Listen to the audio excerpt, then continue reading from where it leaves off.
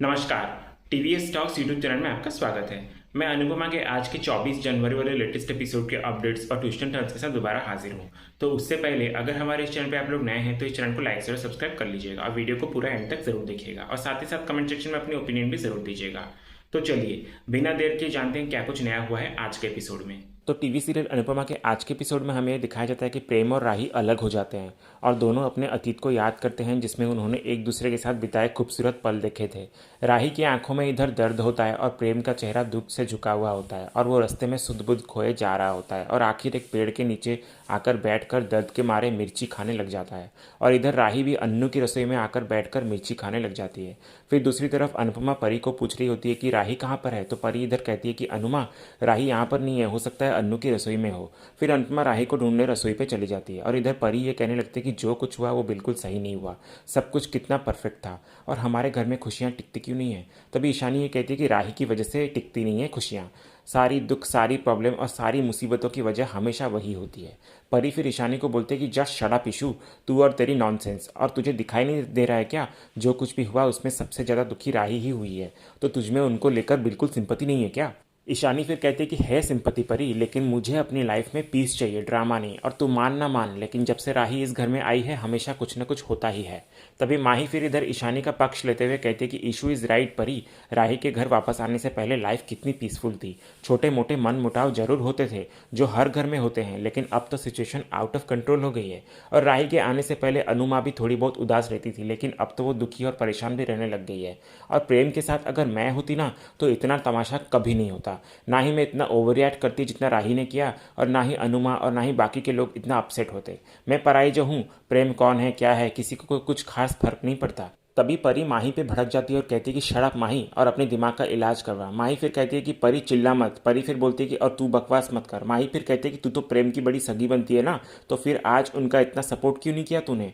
परी फिर कहती है कि क्योंकि मैं तेरी तरह मतलब ही नहीं हूँ माही, कि प्रेम के नाम के आगे कोठारी लग गया तो उसके गुड बुक्स में जाने की कोशिश करूंगी। और तू तो वैसे भी खुश होगी ना माही कि राही और प्रेम की लड़ाई हो गई, तुझे तो मौका मिल गया होगा, राइट। तभी बापूजी वहाँ आ जाते हैं और कहते हैं कि चुप करो तुम दोनों, घर में आग लगी हो तो उसमें पानी डाला जाता है, घी नहीं। परी फिर बापूजी को कहते हैं कि बापूजी इस माही को आप समझाइए, ये एकदम से साइको होती जा रही है। माही भी फिर इधर कहती है कि और बापूजी ये परी अकल से भी मोटी होती जा रही है। परी फिर माही को बोलते हैं कि गो टू हेल माही। माही भी फिर इधर बोलती है कि यू गो टू हेल, कहकर फिर दोनों गुस्से में अंदर चले जाते हैं। और इधर बापूजी ये कहने लगते हैं कि एक बार फिर से मेरी अनुपमा बुरी तरह से फंसने वाली है। दूसरी तरफ फिर अनुपमा राही को ढूंढते हुए रसोई पर आ जाती है और देखती है कि राही मिर्ची पे मिर्ची खाए जा रही होती है। तो अनुपमा आकर उसको कहती है कि राही छोड़ उसे, क्या कर रही है तू। फिर अनुपमा चीनी लाकर उसे खिलाती है राही को। तो राही इधर कहती है कि मुझसे ये दर्द सहन नहीं हो रहा है मम्मी, कहकर रोने लगती है राही और अनु के गले लग जाती है। फिर अनुपमा उसका हौसला बढ़ाने की कोशिश करती है और उसे समझाती कि उसे खुद को मजबूत बनाना होगा। दूसरी ओर फिर पराग गाड़ी में बैठा ये सोच रहा होता है कि अगर अनुपमा जी को सच में पता नहीं था कि प्रेम मेरा बेटा है तो वो अपना सारा गुस्सा प्रेम पे निकाल देगी और वो उनके आगे कुछ नहीं बोल पाएगा। अगर उन माँ बेटी ने प्रेम को ज़रा सी भी तकलीफ दी ना तो मैं उनकी दुनिया में आग लगा दूंगा। तभी इधर पराग की गाड़ी ट्रैफिक के रेड सिग्नल होने पर रुकती है और इसी बीच वहीं सड़क के किनारे प्रेम बैठकर रो रहा होता है और चारों ओर लोग उसे घेरे हुए होते हैं। तो इधर ये सब पराग देखता है तो पर प्रेम को ठीक से देख नहीं पाता, तो बोलता है कि ये कौन है जो सड़क के किनारे बैठे रो रहा है बेचारा, कहकर पराग वहाँ से चला जाता है। और इधर दूसरी तरफ अनुपमा राही को समझा रही होती है और कहती है कि सब कुछ ठीक हो जाएगा बेटा। राही फिर बोलते कि मम्मी पर प्रेम मेरा पहला प्यार है और पहली बार किसी पे मैंने खुद से ज़्यादा भरोसा किया था और पहली बार मुझे लगा था कि मैं भी ना खुश हो सकती हूँ। और मम्मी अभी ना मुझे समझ आ रहा है कि जब वनराज अंकल ने आपको धोखा दिया था तब आप पे क्या बीती होगी। और मुझे तो प्यार में इतना सा धोखा बर्दाश्त नहीं हो रहा है, लेकिन आपको तो शादी में धोखा मिला था, वो भी इतना बड़ा। और मैंने आपसे बोला था ना मम्मी कि हम दोनों की किस्मत एक ही जैसी है, हम दोनों ने सिर्फ प्यार किया पर कभी प्यार मिला नहीं हमको, बल्कि प्यार के बदले धोखा मिला है मम्मी। पता है क्यों? क्योंकि हम आंखें बंद करके सबके ऊपर भरोसा कर लेते हैं तो उसकी सज़ा मिलती है हमको। इधर फिर दूसरी तरफ प्रेम टॉफ़ी को गले लगाते हुए रास्ते में बोल रहा होता है कि वो मेरा पहला प्यार है टॉफ़ी, उसे मेरी बात सुननी और समझनी चाहिए थी, और मैं भी तो इंसान हूँ, कोई भगवान नहीं हूँ, और गलती तो इंसान से ही होती है ना। राही से भी तो कितनी गलतियाँ हुई है, लेकिन मैंने कभी जज किया नहीं ना। और मैं मानता हूँ कि मैंने झूठ बोला, लेकिन मेरी नीयत गलत नहीं थी टॉफ़ी, मैं तो बस अपना पास्ट भुलाकर अपनी ज़िंदगी नई सिरे से शुरू करना चाहता था, राही के साथ एक नॉर्मल हैप्पी लाइफ गुजारना चाहता था। लेकिन उसने कितनी आसानी से बोल दिया कि विश्वास नहीं हो रहा है तो रिश्ता ख़त्म। और इधर फिर दूसरी तरफ राही अन्नू को कह रही होती है कि अब मेरे और प्रेम के रिश्ते का क्या होगा मम्मी, फिर अनुपमा इधर कहती है कि देख बेटा, पराग कोठारी को तुम्हारा रिश्ता बिल्कुल भी मंजूर नहीं है और मैंने भी उनसे कह दिया था कि मैं अपनी बेटी को समझाने की कोशिश करूंगी कि वो प्रेम से दूर रहे। लेकिन राही, ये तेरी ज़िंदगी है तो अपनी ज़िंदगी का फैसला तू खुद करेगी। मैं बस इतना कहना चाहूँगी बेटा कि तू जो भी फैसला लेगी मैं तेरे साथ हूँ।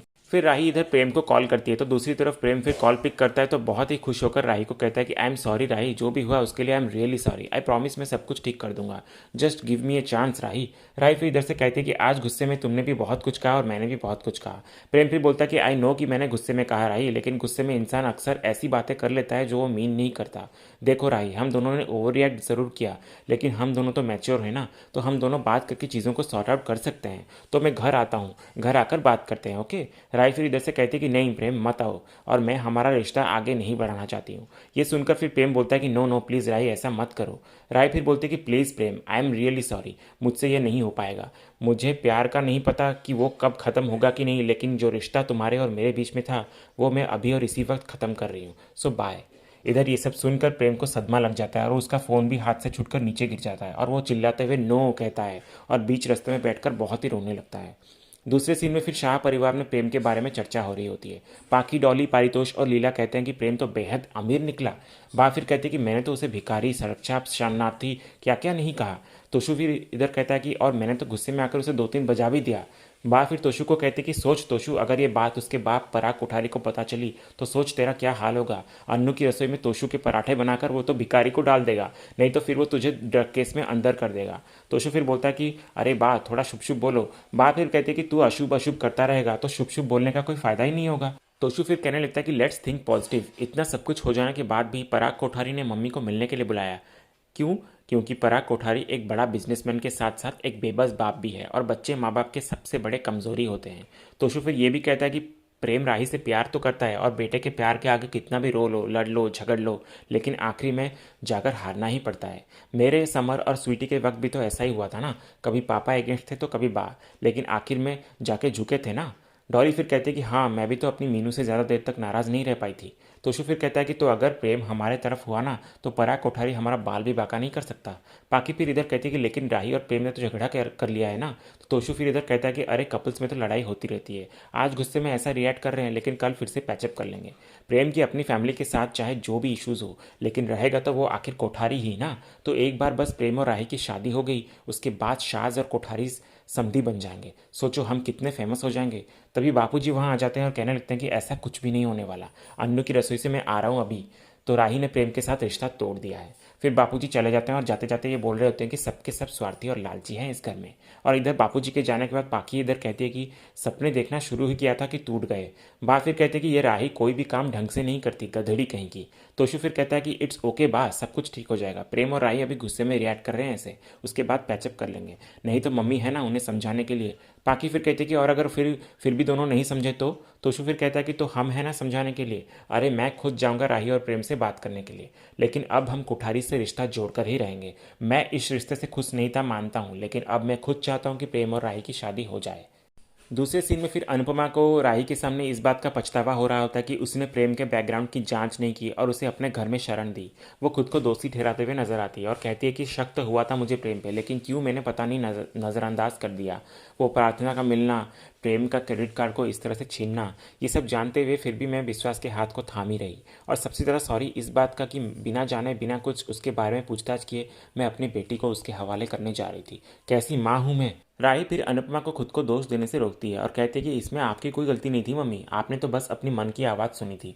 लेकिन क्या ही करें, इस दुनिया में झूठ का शोर इतना ज़्यादा है ना कि मन भी कंफ्यूज हो जाता है। और मुझे प्रेम से प्यार हो गया था तो इसमें आपकी क्या गलती है।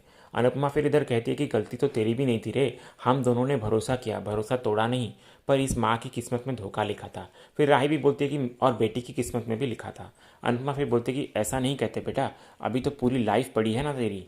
और एक बात सुन बेटा, कि तू सच में प्रेम के बिना रह पाएगी और क्या तू सच में उससे रिश्ता ख़त्म करना चाहती है। राय फिर बोलती है कि मैं ये रिश्ता ख़त्म कर चुकी हूँ मम्मी और ये मेरा आखिरी फैसला है।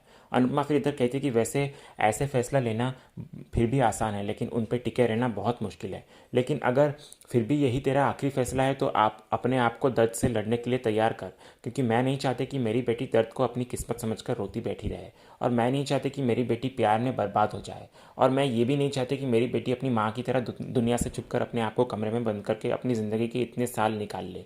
तो मैं नहीं चाहती कि मेरी बेटी किसी भी हालत में कमज़ोर पड़े। राही फिर बोलती कि मम्मी आप मेरे साथ हैं तो मैं हर दर्द से लड़ लूँगी। अनुपमा फिर बोलती कि मैं हमेशा तेरे साथ हूँ बेटा, बस तू अपने आप को संभाल और मैं मेरी बेबली को संभालूंगी। फिर इधर अनुपमा और राही मिलकर अन्नू की रसोई में काम कर रहे होते हैं। तभी प्रेम चुपके से आकर अन्नू की रसोई के दरवाजे के बाहर खड़े होकर राही को देख रहा होता है। फिर राही की नज़र जब प्रेम पे पड़ती है तो वो आकर सीधा अन्नू की रसोई का दरवाज़ा प्रेम के मुंह पे बंद कर देती है और प्रेम को पूरी तरह से नज़रअंदाज करने लग जाती है। फिर अनुपमा पूछती कि क्या हुआ, तो राही बोलते कि वो मच्छर आ रहे थे ना, इसलिए दरवाज़ा बंद कर दिए। और इधर फिर राही के इस बर्ताव से प्रेम पूरी तरह से टूट जाता है और इसी बीच प्रेम गिरने ही वाला होता है कि तभी माही आके उसे संभाल लेती है और प्रेम की मदद करते हुए नजर आती है। पर प्रेम को होश ही नहीं होता क्योंकि वो सिर्फ राही के बारे में ही सोच रहा होता है और इधर राही भी अपने फ़ोन से प्रेम के फोटोज़ को देखकर याद कर रही होती है। फिर प्रेम इधर बाहर पागलों की तरह दीवारों पर जाकर राही का नाम लिखने लग जाता है और माही ये सब देखकर सहन नहीं कर पाती। दूसरे सीन में अगली सुबह फिर अनुपमा प्रेम को घर के बाहर खड़े देखकर चौंक जाती है। तो फिर प्रेम कहने लगता है कि मैं यहाँ आप लोगों से लड़ने या आपको तकलीफ देने नहीं आया हूँ, पर मैं बस इतना कहना चाहता हूँ कि मैं नहीं रह पाया, एक दिन भी नहीं। आप लोग चाहे मुझसे नफरत कीजिए, मुझे गाली दीजिए या गुस्सा कीजिए, जो सज़ा देनी है दीजिए, लेकिन मुझे खुद से दूर मत कीजिए। मैं नहीं रह पाऊँगा। अपने उस परिवार से दूर रह सकता हूँ लेकिन इस परिवार से दूर नहीं रह पाऊंगा। फिर प्रेम अनुपमा राही और सब घर वालों से अपने रिश्ते के लिए एक मौका देने की गुहार लगाता है और कहने लगता है कि मैं आप लोगों के बिना नहीं रह सकता, इसलिए मैं यहाँ से नहीं जाने वाला। यहाँ दरवाजे के बाहर खड़ा रहूंगा लेकिन इस घर से दूर नहीं जाऊंगा। फिर प्रेम राही की तरफ देखता है और राही को बोलता है कि आई लव यू राही, और मैं जानता हूँ कि तुम अभी भी मुझको प्यार करती हो, तो प्लीज़ मुझे एक चांस दे दो ना प्लीज़। फिर तभी राही उठकर आती है प्रेम के पास और उसे दूर जाने के लिए कहती है और उसे धक्का दे देती है। तो प्रेम फिसलकर सीधा नीचे गिरने वाला होता है कि तभी पराग आकर उसे पीछे से पकड़ लेता है और इधर पराग को वहां देखकर अनुपमा समेत सारे घर वाले चकित रह जाते हैं। और इसी सीन के साथ ही आज का ये एपिसोड यहीं खत्म होता है। तो इसी तरह के अनुपमा के डेली एपिसोड के अपडेट्स जानने के लिए हमारे इस चैनल से जुड़े रहिए और चैनल को सब्सक्राइब कर लीजिएगा। और अगर आज का ये वीडियो पसंद है तो वीडियो भी लाइक कर लीजिएगा। मिलते हैं हम एक नए एपिसोड के अपडेट्स के साथ। धन्यवाद।